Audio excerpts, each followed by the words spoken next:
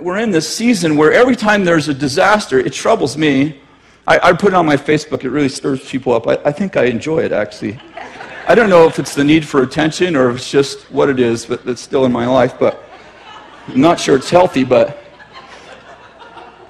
I could just gauge it. Like within 24 hours of any major national disaster, prophecies come out about this, and they're all like, well, 15 years ago, we prophesied. 35 years ago, I wrote yesterday, if your clock is stopped, it'll still be right twice a day. I mean, if you keep prophesying the same thing at one point or 2 points in history, you'll be right. And then it validates that you got the two right because you delete the other prophecies from your Facebook and your website.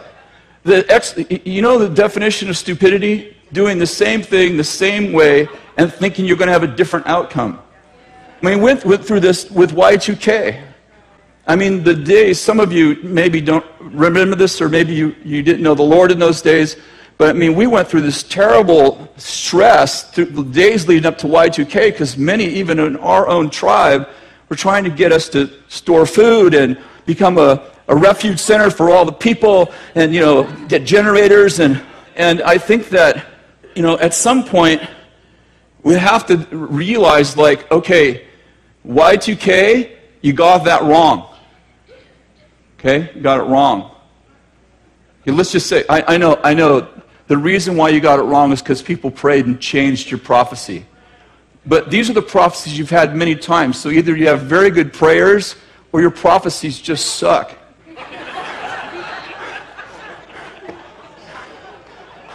So I'm concerned because we're not learning from history. And so I just, I put a little bit of that on my Facebook, and I had several people comment like, you're judging the prophets. And like, no, I'm not judging the prophets. I'm doing what 1 Corinthians 14 says. Let 2 or 3 prophets prophesy and let the others pass judgment. I don't pass judgment on prophets. We pass judgment on prophecies.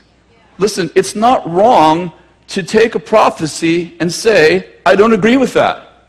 As a matter of fact, that's the Bible.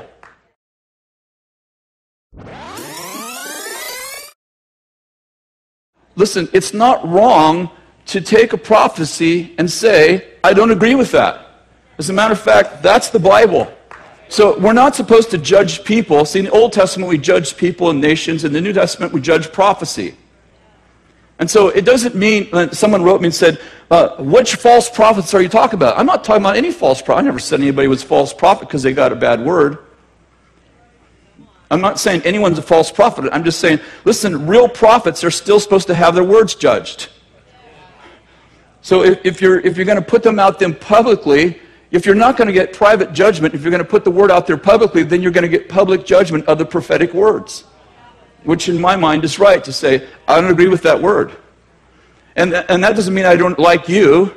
It doesn't mean I don't respect you. It doesn't mean I don't think you're amazing. It just means your prophetic word, I don't agree with your prophetic word. Someone wrote me and said, are you talking about so-and-so? Because I think so-and-so is amazing. I said, I think so-and-so is amazing too. It doesn't mean I like their word.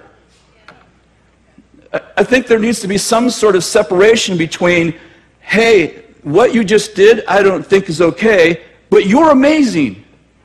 And there has to be, listen, I don't know how to develop a prophetic culture if you can't separate the prophetic word. Listen, if it's your word, then I guess you should take it personal. If you said you thought it was from God, then I don't know why you'd take it personal if people said, I don't think that's the word of the Lord. And so I'm concerned that globally that we have these amazing prophets and prophetesses who I deeply respect, and I should tell you that I have missed many prophecies. I've got them wrong many times. So I want to just be really clear, like, I've got them wrong many times, and I have a great accountability team, and we've processed them many times, and I know that all of my team here would tell you that when I give a word, I say, this is the word, I think it's the Lord, you guys process it. And once I share it, it's theirs. I have to let it go. I mean, one way to make sure that you manipulate people is to make that word your duty to accomplish it. The word of the Lord it's the word of the Lord. It's the Lord's word. He's the one that either accomplishes it or does. If you have to make the word happen, I question whether it's the Lord. And so I think there is something about developing a culture where people can make judgments not about you, about the Word, and not have that reflect your relationship with them or their relationship with God. I am not saying that people who give words that I don't agree with, I'm not saying they don't have a better relationship with God than I have, or that I dislike them. I'm simply saying that right there, I don't think is right.